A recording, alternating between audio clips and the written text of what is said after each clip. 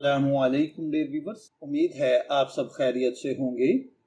आज की इस मालूमाती वीडियो में हम एक ऐसे आम लेकिन बाज़ औक़ात ख़तरनाक इलामत के बारे में बात करेंगे जो तकरीबन हर शख्स को ज़िंदगी में कई बार लाहिक होती है, और वो है खांसी।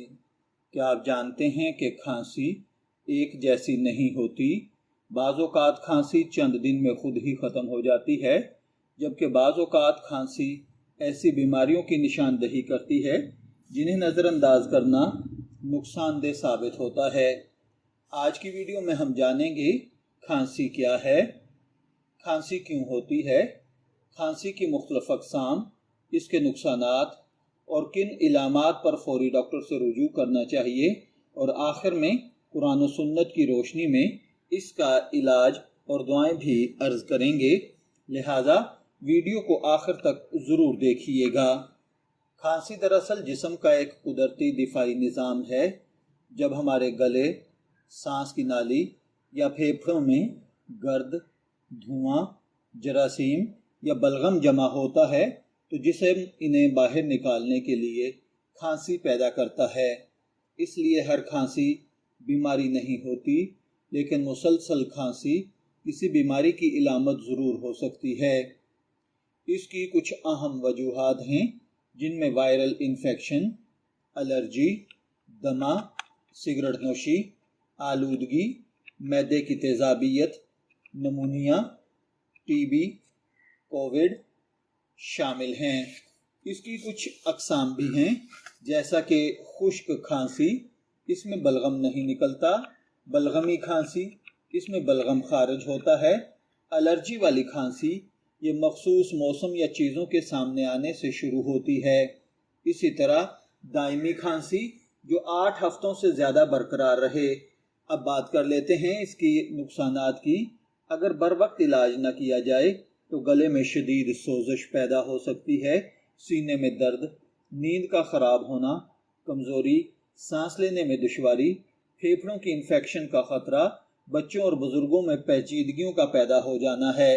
अब सवाल ये पैदा होता है कि ऐसी कौन सी इलामात हैं जिनके ज़ाहिर होने पर फ़ौरन हमें डॉक्टर से रुजू करना चाहिए। तो इसमें सबसे पहले नंबर पर, अगर खांसी 3 हफ्तों से ज़्यादा रहे, खांसने के साथ खून आए, तेज़ बुखार हो, सांस फूलने लगे, सीने में शदीद दर्द हो, वज़न तेज़ी से कम हो रहा हो, तो फ़ौरन डॉक्टर से मायना करवाना चाहिए। इसकी एहतियाती तदाबीर पर अगर बात करें तो इस दौरान ज़्यादा पानी पिएं, गर्म मशरूबात इस्तेमाल करें, धुआं और गर्द से बचें, सिगरेट नोशी तर्क कर दें, मुतवाज़न ग़िज़ा खाएं, मुनासिब आराम करें, हाथ बार बार धोएं, डॉक्टर की तजवीज़ करदा मेडिसिन बाकायदगी से इस्तेमाल करें। इसी तरह इस्लाम हमें जिस्मानी इलाज के साथ साथ रूहानी इलाज की भी तालीम देता है। अल्लाह ताला का फरमान है, और हमने कुरान पाक में वो चीज़ नाज़िल करते हैं जो मोमिनों के लिए शिफा और रहमत है। तो इसके रूहानी इलाज के तौर पर रोज़ाना 7 मरतबा सूरह फातिहा पढ़कर पानी पर दम करें, और वो पानी वक्तन फ़वक्तन मरीज़ को पिलाते रहें। इसके अलावा 3 मरतबा सूरह इखलास और सूरह फलक और सूरह नास पढ़कर मरीज़ पर दम करें। इंशाअल्लाहुल अज़ीज़ खांसी से जल्द निजात हासिल होगी। याद रखें, रूहानी इलाज अल्लाह ताला से दुआ और तवक्कल का ज़रिया है, लेकिन ये तिब्बी तशख़ीस और इलाज का मुतबादिल नहीं है। अगर खांसी शदीद हो, बार बार हो, ये कई हफ्तों तक बरकरार रहे तो डॉक्टर से ज़रूर रुजू करें। खांसी एक आम इलामत ज़रूर है, लेकिन बाज़ औक़ात ये बड़ी बीमारियों का इशारा भी होती है। बर वक्त एहतियात, मुनासिब तिब्बी इलाज, मुतवाज़न ग़िज़ा, सफाई और अल्लाह ताला से दुआ इंसान को जल्द सेहतयाब होने में मदद देते हैं।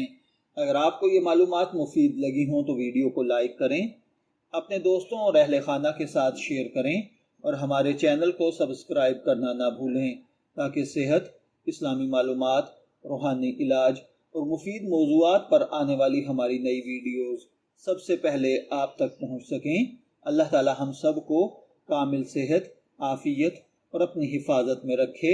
आमीन। इजाज़त दीजिए, फिर मुलाकात होगी کسی نئے ٹاپک کے ساتھ۔ تب تک کے لیے اللہ حافظ۔